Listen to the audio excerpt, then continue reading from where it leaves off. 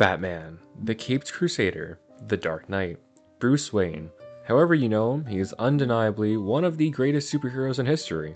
Seemingly superhuman strength, unmatched intelligence, the greatest array of gadgets anyone could imagine, and his greatest superpower, money.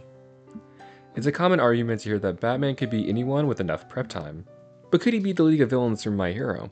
Sure, Batman has dealt with multiverse level threats before, but he's always had a plan. He's always had gadgets, always had millions of dollars to work with.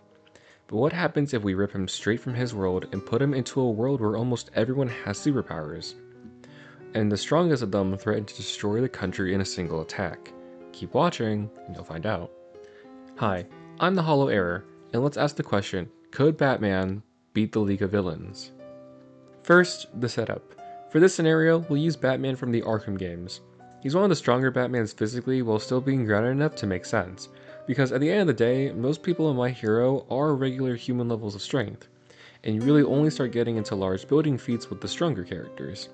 If you aren't familiar with the Arkham games, this Batman is pretty similar to the main series.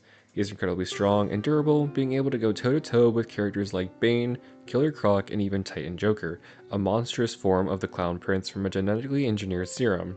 He can be thrown through brick walls and get up unfazed, punch people so hard they go flying meters away casually, dodge weapon fire from close range, and punch people faster than the average person can track. Like most Batman iterations, he's incredibly intelligent, has a multitude of gadgets to pull from, and has standard human weaknesses, albeit incredibly durable to said weaknesses. Across the Arkham games, Batman's gadgets have included his classic Batarang, which can stun foes, his Bat Claw, which he can use to grab foes to disarm them or pull them closer, his classic Smoke Pellets, which create smoke screens. He also has his Grapple Hook to get to vantage points. He has a Sonic Batarang that can be detonated to incapacitate foes, a remote-controlled Batarang, which acts just like a regular Batarang but can be controlled in terms of direction and speed, a remote claw, which can be used to pull two enemies together, as well as objects, and can even suspend people from vantage points. He has detective vision, which can show him specific information about his environment, like X-ray vision to see foes, evidence that would otherwise be hard to notice, and even recreate scenes.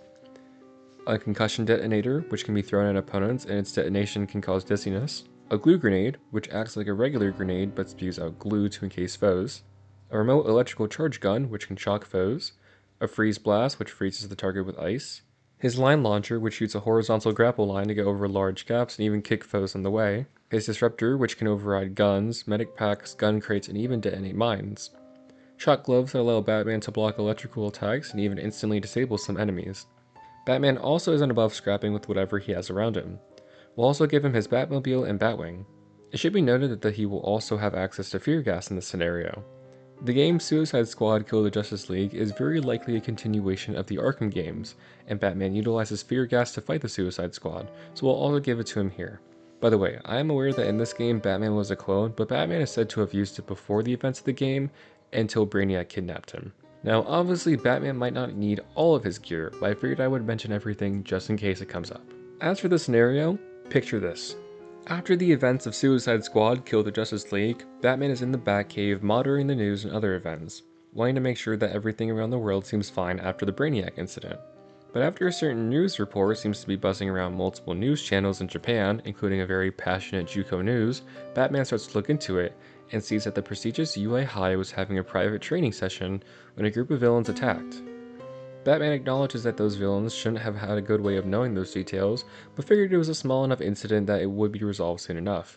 Not too long after though, Batman sees that another incident including the same villains attacked Hosu City. This gets Batman's attention just a bit more, and he keeps his eye on the situation since this is certainly the craziest thing to have happened in Japan in recent years. Eventually, news of All Might retiring after fighting All For One, the founder of the League of Villains, gets Batman to decide he needs to get involved. This League of Villains has caused the #1 hero of Japan to retire, and they need to be stopped. Batman travels to Japan and sets up in a nearby cave in a far enough away island, like the cave the League hides in after the first war arc. From there, he travels to UA, where he introduces himself as the greatest detective from America. UA would be more than happy to accept the help in finding the League, and he joins Gran Torino and Detective Tsukuyoshi.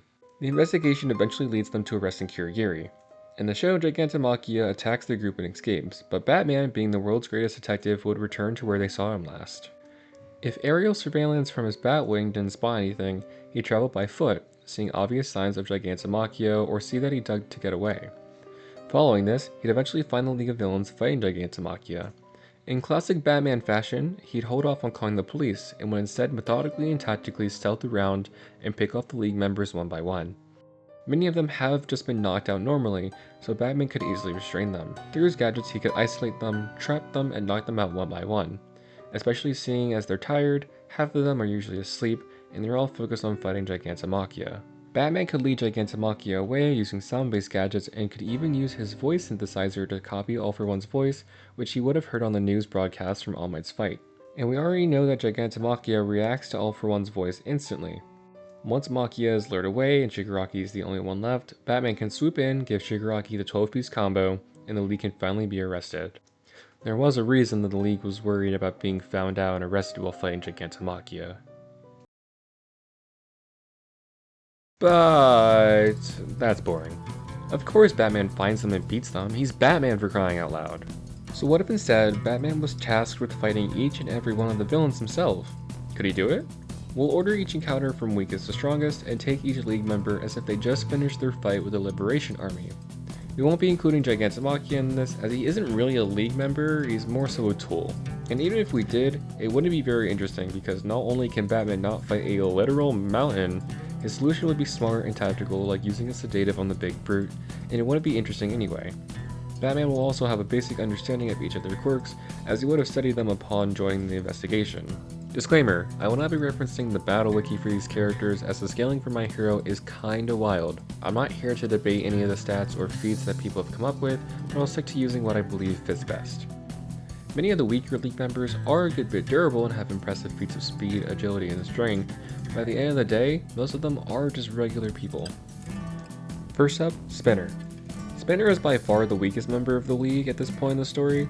His quirk, Gecko, literally just lets him stick to walls and makes him look like a lizard. He's noted for being a particularly weak member of the League, but don't let that fool you. He's shown to have good enough strength to lift an incredibly large sword, and went toe-to-toe with the pro hero Mandalay and was able to dodge most of her hits. Of course, apart from this, without his body bulk and scale mail quirks he receives later, he's just a regular guy. So can Batman beat him? Of course he can. He's Batman. Being relatively normal for an adult male, Spinner can't keep pace with Batman's strength, durability, or speed. Even if Spinner did have his giant sword, Batman could easily disarm him. Batman's physical prowess and effective combat skills would make quick work of the scaly Stain Zealot. Batman moves on with no difficulty. Next is Mr. Compress. Mr. Compress thrives on his stealth abilities to sneakily turn his foes into marbles without them even noticing. He's sneaky, quick, agile, and can even effectively leap from tree to tree.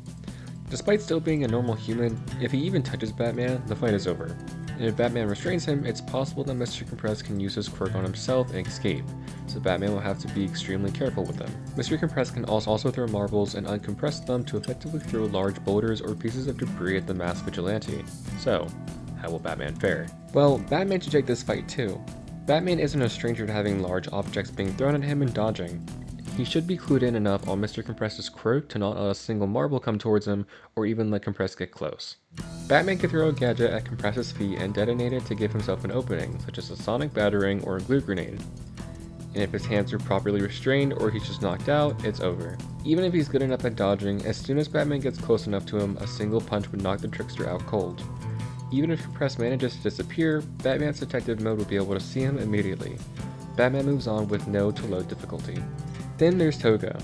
While her quirk allows her to transform into people she consumes the blood of, her main strength lies within her incredible speed and ability to seemingly disappear right in front of people.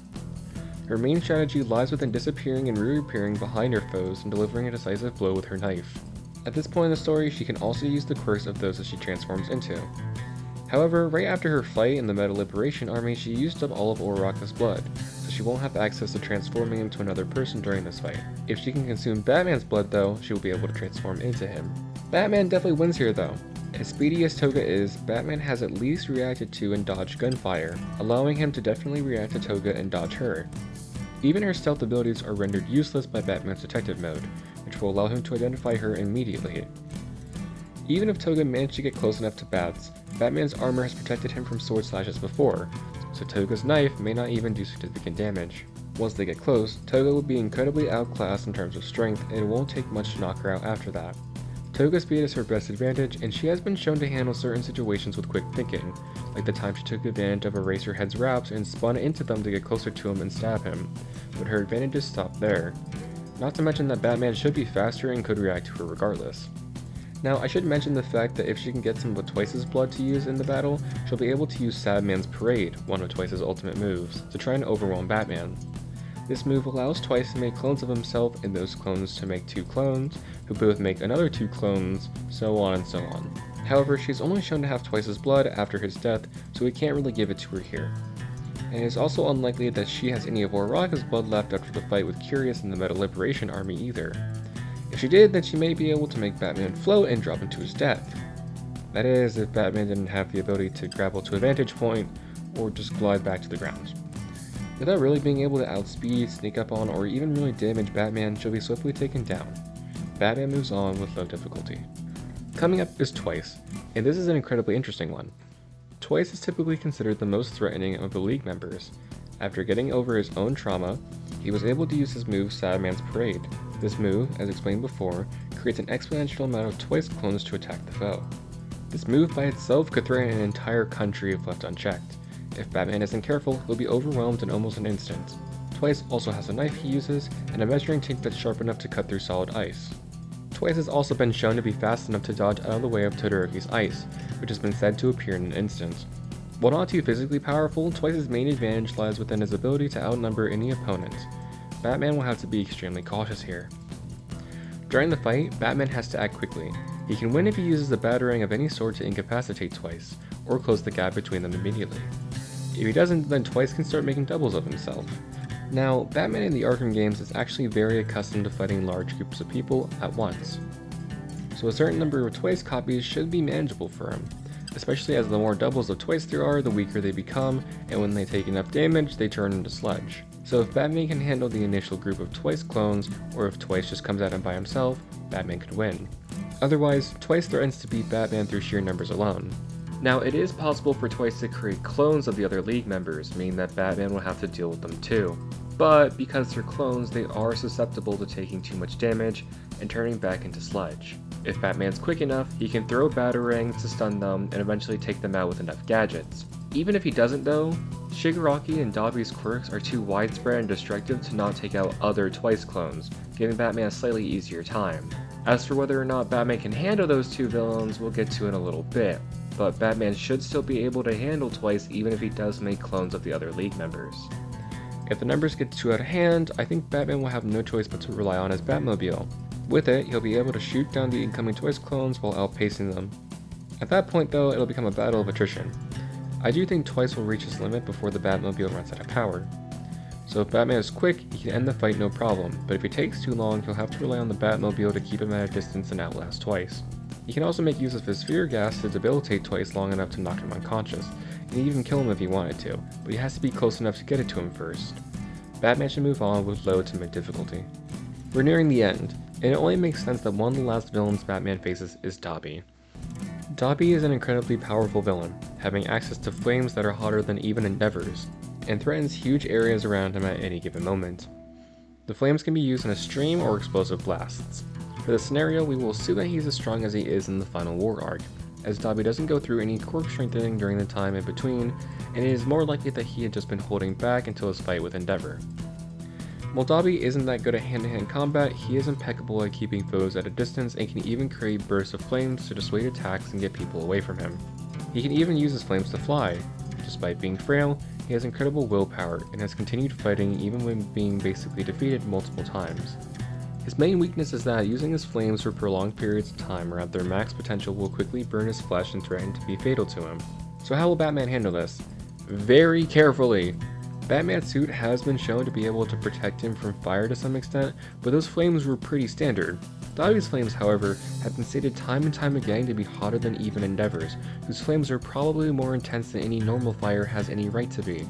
It's possible that Dabi won't go all out to save his power for Endeavor, in which case Batman will have an easier time, and I do think Dabi would hold back because of this. But still, Dabi has been shown to completely incinerate people with his normal attacks, and Batman's suit only mitigates fire damage, he's not immune to it. Thanks to Dabi's ability to keep his foes out of range and his ability to fly, it's going to be hard for Batman to get close enough to him to deal good damage. If he can manage to get close, he should be able to knock Dabi out, but getting close is the issue. Now, it may be possible for Batman to put out some of Dabi's flames by using his freeze grenades, since Todoroki could put it out with his ice. Now, the grenades are not nearly on the same level as Shadow's ice, but they may help at least a bit. The Batmobile should also be capable of driving through the flames, albeit not very long. The Batwing should be able to keep up with Dabi in the air, and while it doesn't have any firearms, hitting Dabi with it is also an option. Perhaps if Batman can use the Batmobile or Batwing to get him close to Dabi, whether that be hiding behind them, jumping out of them, or using their autopilot mechanics to cause a distraction or try to hit Dabi, then he could deliver a decisive blow. Even getting behind him while he's focused elsewhere or using stealth, depending on the environment, would give Batman an opening to use a Batarang to knock him out. You can also resort to fear gas to render him unable to fight, but he'd have to get close enough to do that. Although Dabi's strong will and hatred may allow him to avoid the effects of said fear gas, if he can, it will take some time though, and this will still give Batman an opening. Whatever he does, he'll have to do it quickly because Dabi's flames threaten to burn him alive and melt his gear and vehicles. It is possible though, and I think Batman will be able to come up with some of these solutions fast enough. And while Dabi has been known to be very smart and very keen on things, that won't really help him when a giant supercar is barreling towards him. Driving in my car right after a beer. Hey, that bump is shaped like Dabi. DUI, how about you die? I'll go 100 miles an hour. Batman moves on with mid to high difficulty. Last but not least is Shigaraki, the leader of the League of Villains and by far the most dangerous. Previously, his quirk, Decay, would cause things to rapidly start crumbling as long as all 5 of his fingers were touching it. But after his quirk Awakening from the Meta Liberation Army fight, Shigaraki gained the ability to decay large amounts of area with a single touch. Now, he doesn't need to use all 5 fingers, and anything touching something that's decaying will also decay. Shigaraki at this state is notably faster and stronger than before, being able to outspeed the average person and being stated to have been able to beat at least a few pro heroes through physical stats alone, even without his quirk. He has enhanced reflexes, durability, agility, and intellect, especially after training with Gigantomachia and beating Redestro. He's definitely the most physically impressive of the league. All Shigaraki has to do is set a single finger on the ground and the entire arena is gone. Now, as Robin from the old TV shows would say, "Holy shit, Batman!" No, okay, maybe he didn't actually say that on the show, but it still applies here, because Batman is going to have the hardest time in this fight as he has in any. He has to get the vantage point and get into his Batwing immediately. Any later and he risks being decayed as soon as the battle starts. We'll assume he was watching the MLA fight from afar to gather intel, so he'll know about Shigaraki's quirk awakening. This means that when the fight starts, he'll know that he has to get off the ground immediately. However, Batman won't be able to do much from here. The Batwing doesn't have firearms attached to it, so the best he could do is maybe hit Shigaraki with his Batwing. But if Shigaraki lands on the Batwing or takes the hit and touches it, Batman loses the Nightwing and has no way to stay away from Shigaraki. Maybe he could stay on the Batwing on the outside and throw Batarangs to knock him out or try to grapple him and then drop him from high up. But not only does Shigaraki have good reflexes, but Batman would be throwing these from a distance, giving Tomura more time to react to it.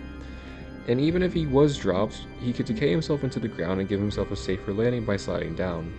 If Batman did manage to land a hit, he could knock Shigaraki out, but getting close is a real issue. With Shigaraki's new awakening, Batman has to get in the Batwing to avoid being decayed, but from there it would be basically impossible to effectively fight Shigaraki without risking his own safety. Of course, Shigaraki can't reach Batman if he's in his Nightwing, but Batman can't safely attack Shigaraki without risking himself in the process.